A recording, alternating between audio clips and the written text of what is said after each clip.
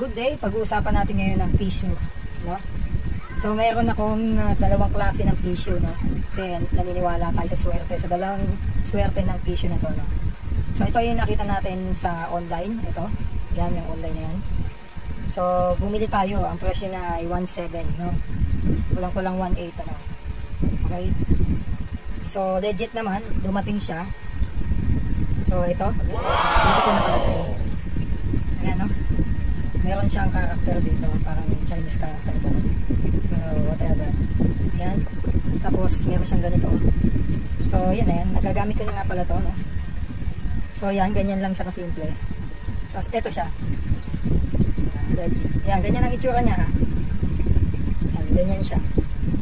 So mayroon siyang ano, silver, ito yung sinasabing silver na parang hook, silver hook.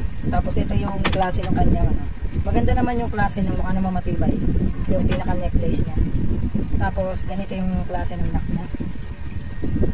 Yan lang. So yan, yung review, mabigat naman siya. Ito yung kulay, ha? Ito yung literal na kulay.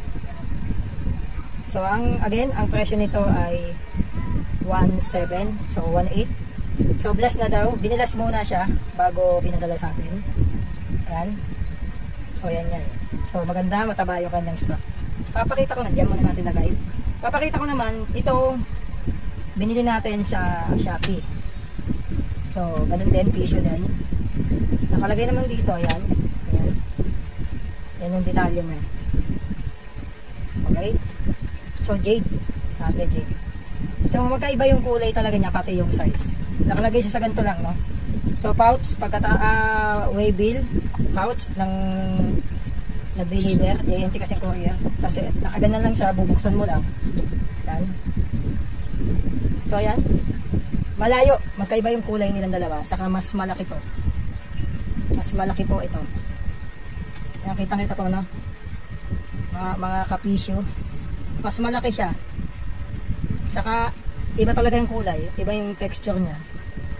Dito sa likod, ito yung 1.7, ha. Ito yung 1.7, meron siyang ganito. Meron siyang detalye na ganito. Ito wala, plain lang. Mabigat din siya. Pero mas malaki talaga siya, eh. Kita mo, mas malaki siya ng konti. Kita naman yung differences. Tapos ito, mabigat din.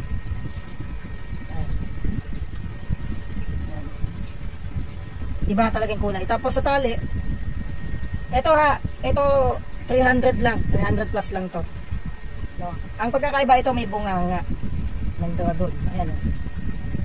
Itong isa wala, sarado lang, ukit lang yon. Ito talaga, dinitalya niya ng mga, ayan, o, parang siyang nakanganga. Yun yung pagkakaiba ng dalawa. Ito yung tigti 300 plus, ito yung tigwa 1.7. Kita niyo yung pagkakaiba ng kulay. Tingnan natin sa sa necklace, sa pansabit. So mayroon lang siyang bead.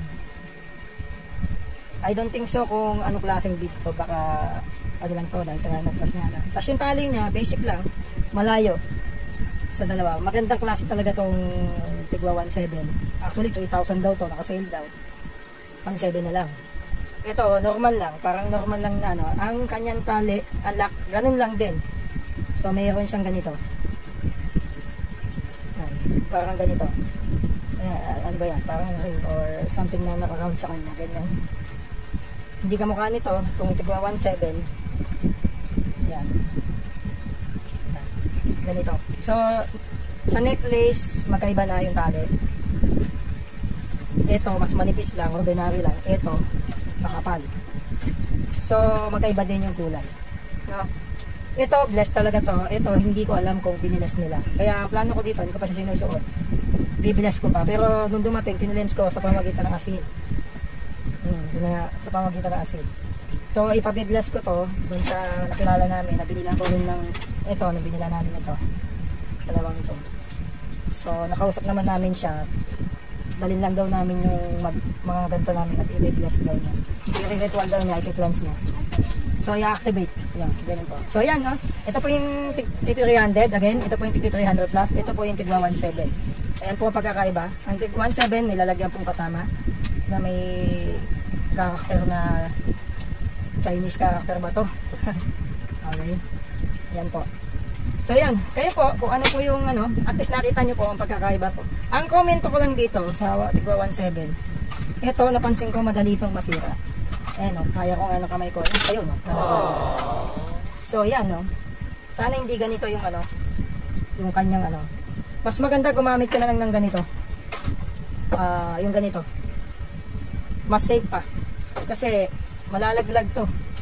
Hindi mo pwedeng pagkatiwala dito. Yun lang yung side comment ko, yung medyo negative dito sa ano na to, silver holder na to. O ano man tawag, silver hook. Pangit. Huwag niyo pagkakatiwala dito. Palitan nyo. Kasi malalaglag. Muntik na malaglag sa akin to kahapon. Yung nasa mall ako. Puti na lang, nasambot na itong bag na to. Nasa dibdib ko itong bag na to. So yun lang. So mga kapisyo, ayan, nakita niyo yung pagkakaiba.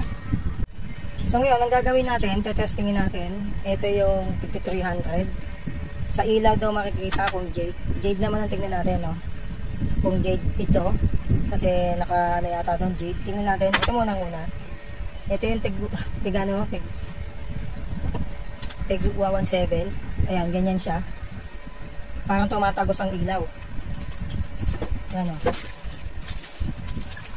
Okay na lang po humusga kasi hindi naman po tayo batikan sa pagtingin ng jade. Ito yung isang contest, ganyan daw sa ilaw. Parang salamin lang siya.